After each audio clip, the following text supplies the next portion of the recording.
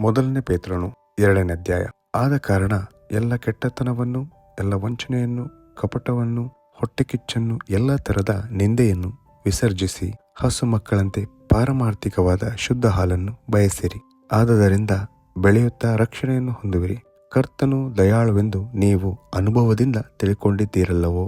ನೀವು ಜೀವವುಳ್ಳ ಕಲ್ಲಾಗಿರುವ ಆತನನ್ನು ಸೇರಿಸಿಕೊಂಡಿದ್ದೀರಿ. ಆ ಕಲ್ಲನ್ನು ಮನುಷ್ಯರು ನಿರಾಕರಿಸಿದರೂ ದೇವರು ಅದನ್ನು ಆಯಲ್ಪಟ್ಟದ್ದು, ಮಾನ್ಯವಾದದ್ದು ಎಂದು ಎಣಿಸಿದನು. ನೀವು ಸಹ ಜೀವವುಳ್ಳ ಕಲ್ಲುಗಳಾಗಿದ್ದು ಆತ್ಮ ಸಂಬಂಧವಾದ ಮಂದಿರವಾಗಲಿಕ್ಕೆ ಕಟ್ಟಲ್ಪಡುತ್ತಾ ಇದ್ದೀರಿ ಮತ್ತು ಯೇಸು ಕ್ರಿಸ್ತನ ಮೂಲಕ ದೇವರಿಗೆ ಸಮರ್ಪಕವಾದ ಆತ್ಮೀಯ ಯಜ್ಞಗಳನ್ನು ಸಮರ್ಪಿಸುವುದಕ್ಕೆ ಪವಿತ್ರ ಯಾಜಕ ವರ್ಗದವರಾಗಿದ್ದೀರಿ. ಇಗೋ, ಚೀಯೋನಿನಲ್ಲಿ ಮೂಲೆಗಲ್ಲನ್ನು ಇಡುತ್ತೇನೆ, ಅದು ಆಯಲ್ಪಟ್ಟದ್ದು, ಮಾನ್ಯವಾದದ್ದು. ಅದರ ಮೇಲೆ ನಂಬಿಕೆ ಇಡುವವನು ಆಶಾಭಂಗ ಪಡುವುದೇ ಇಲ್ಲ ಎಂದು ಶಾಸ್ತ್ರದಲ್ಲಿ ಬರೆದದೆ. ಆದದರಿಂದ ನಂಬುವವರಾದ ನಿಮಗೇ ಈ ಮಾನವುಂಟು.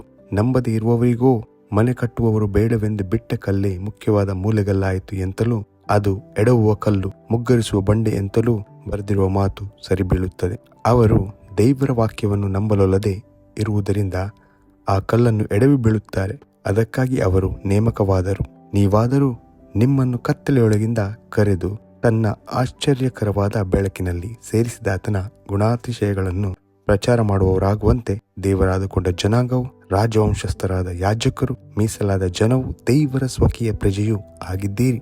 ಮೊದಲು ನೀವು ಪ್ರಜೆಯಾಗಿರಲಿಲ್ಲ, ಈಗ ದೇವರ ಪ್ರಜೆಯಾಗಿದ್ದೀರಿ. ಮೊದಲು ವಾತ್ಸಲ್ಯ ಹೊಂದಿರಲಿಲ್ಲ, ಈಗ ವಾತ್ಸಲ್ಯ ಹೊಂದಿದವರಾಗಿದ್ದೀರಿ. ಪ್ರಜೆಗಳು, ಸೇವಕರು, ಗಂಡ ಹೆಂಡರು ನಡೆಯಬೇಕಾದ ರೀತಿ. ಪ್ರಿಯರೇ, ಪ್ರವಾಸಿಗಳು, ಪರದೇಶಸ್ಥರು ಆಗಿರುವ ನೀವು ನಿಮ್ಮ ಆತ್ಮದ ಮೇಲೆ ಯುದ್ಧ ಮಾಡುವ ಶಾರೀರಿಕ ಅಭಿಲಾಷೆಗಳಿಗೆ ದೂರವಾಗಿರಬೇಕೆಂದು ನಿಮ್ಮನ್ನು ಎಚ್ಚರಿಸುತ್ತೇನೆ.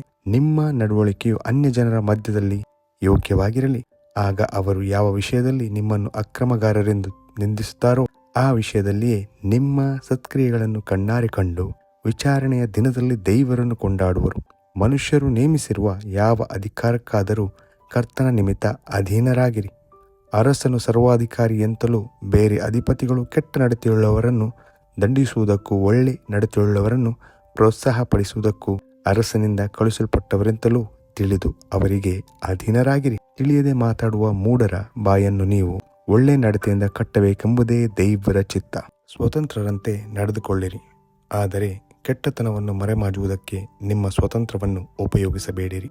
ನೀವು ದೇವರ ದಾಸರಾಗಿದ್ದೀರಲ್ಲ.